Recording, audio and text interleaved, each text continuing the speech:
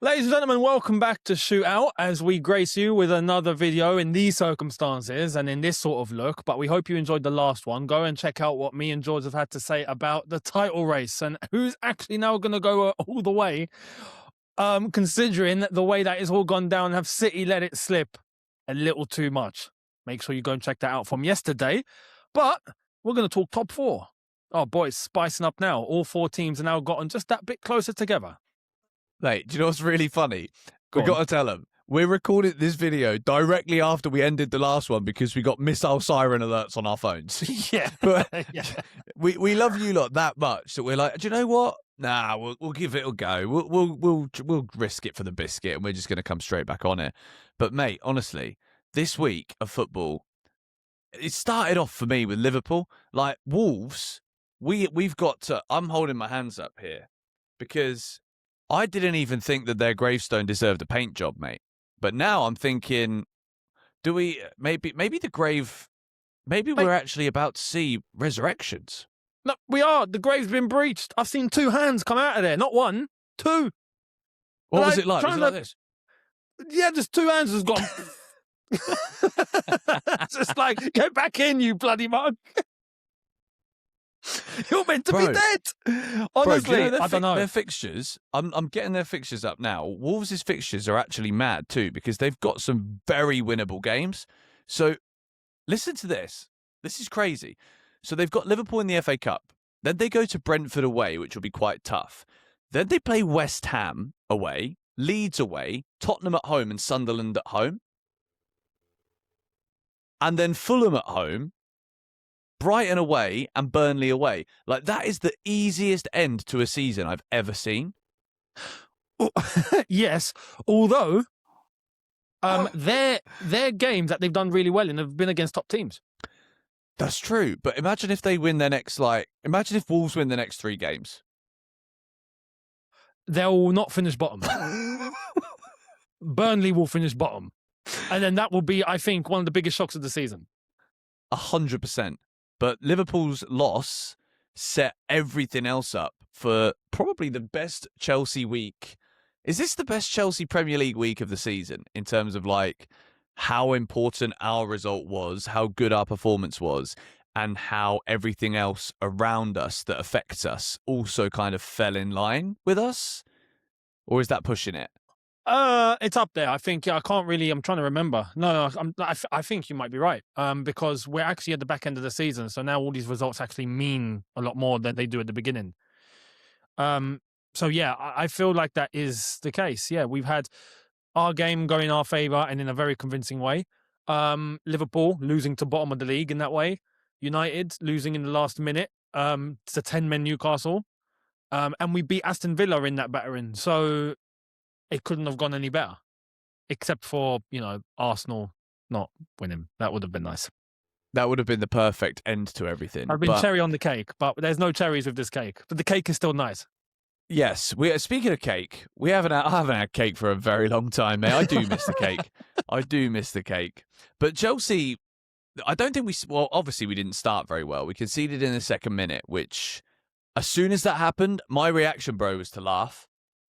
I genuinely was just like, I don't understand how we can be so lackadaisical at times. But then the response was really good. We started stringing a few passes together. I could see Caicedo was always looking up, finding Garnacho, who I thought... So the chat on my stream said to me that you were saying Garnacho was bad. Is that true? No, so in the first half, I was onto him. Okay, fine. But what was your overall thoughts on him for the whole game as a whole? The second half was better. Second half was better, especially going into the assist. And I feel like things actually eased up for him because once we did get that second goal and there was even more space to exploit. And the way that we were able to get through Villa, and this is how I think we got the equaliser and how it set us up, was even though Villa looked in good shape, but they were so easy to pass through. So all you needed to do was get one man in between the lines, and then whether that's Palmer, whether that's Garnacho or someone, and then just allow Joao Pedro to run off a defender. and just supply the through ball, and it's done. Or a ball over the top, across diagonal to either winger, which Garnacho was. So in the second half, after getting the second goal, it looked like even more space, opened up, and he actually got in behind defenders, which in turn meant he had a much better second half. My criticism of the first half was every time he went to a defender, he got blocked. Just didn't know what to do, or end up getting back, or I'm just like, bruv, do something, you're a winger. So he ended up with the assist as well, making that good run, and then passing to Pedro. He should have scored too, shouldn't he? Which yeah. So overall, better second half. Yeah, much better. I think the way that Chelsea set up yesterday, I actually think it was a teaser for what we could see against PSG. I think Villa, as much as Villa might not be as good as PSG, I think there's a lot of similarities in the way that they play and attack. And I think what we saw last night could be something quite similar to what we see against PSG. But in terms of the Champions League race, this couldn't have really gone any better for Chelsea, because not only has that defeat for Aston Villa meant that they're now within 3 points of us, or we're within 3 points of them, but I think it showed a big frailty in this Villa side last night, because they collapsed, and Chelsea were actually just so much better than them. And I think when you look at Villa's form, what is it, like 1 win in their last 5 or 1 in their last 6 or something? They've fallen off a cliff. Like, they were supposedly in the title race. And we kind of called it, to be fair, didn't we? We said there was a point where you've got to draw the line under Aston Villa and be like, no, you're not in that race. You're in this race. And now they're very much in this race. Yeah, 100%. And they've set themselves up nice to be in this race for this long. And can they hold on? I don't know now with Europa League football to even consider, because they're still playing that. I think there's a sense of both physical and mental tiredness for Aston Villa. I think it's fatigue on both fronts, because yesterday was a big example of that. They went 1-0 up. We equalised. They got a second goal. And it was like, what, an inch offside? Imagine if it wasn't and they went 2-1 up. We might have seen a different game mentally, because they started to get into a rhythm. And then as soon as we scored again, they collapsed. Like, they just collapsed and stopped playing. And I think that's mental fatigue also kicking into physical fatigue. They did look like they couldn't even catch up towards the end. And that's, I think, been the story, not just for this game. This game cemented it, but prior games as well against lower opposition, and we've seen those traits as well. So I think Aston Villa are respectfully falling off gently.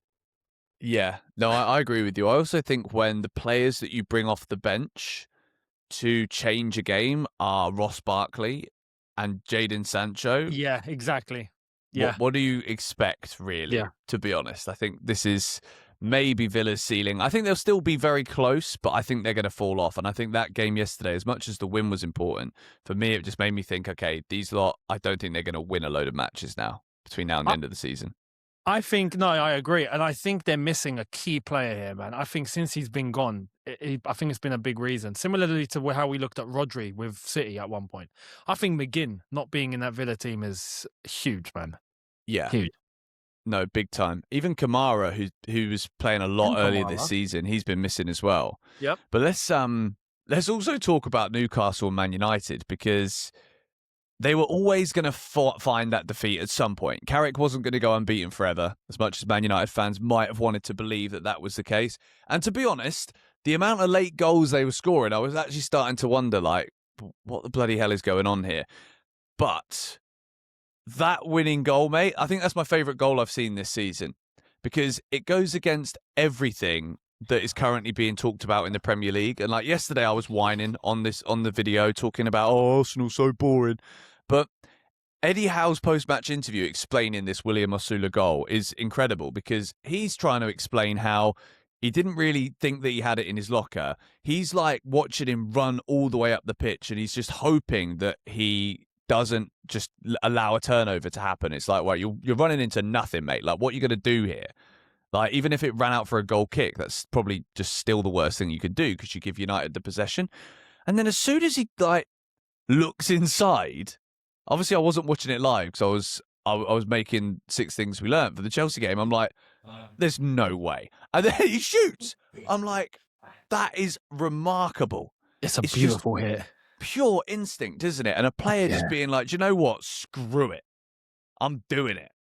That's proper Prem heritage. That's Yes. that is, yeah. That's proper Premiership sort of goal. Not Premier League, The game's Premiership. not gone, mate. Game's The not game gone. is Game's not gone with a goal like that. That's the lot of bravery in that, intelligence and balls, I gotta say, to this at that moment. But he executed it beautifully, because the way he bent it meant that no one's reaching that, because it's literally gone around the defender into that corner, and the bend on it was superb. It's not just like a little bit. He's some Roberto Carlos Beckham sort of bend that he stuck on it. Very, very, very top goal in that moment, and with 10 men, huge credit to Newcastle. See, this is what Newcastle do. This is why, like, when we do these previews and we talk about predictions and all of this, Newcastle are so hard to predict, because they'll put on a clinic like this. They'll go to Champions League and then do something mad and then come and lose to flipping, I don't know, Burnley 3-1 or something just stupid. Do you know what I mean? So they're so hard, but they've got it in them. They've got it in them to get top results in this sort of way, and to do it with 10 men against a United team that were in form.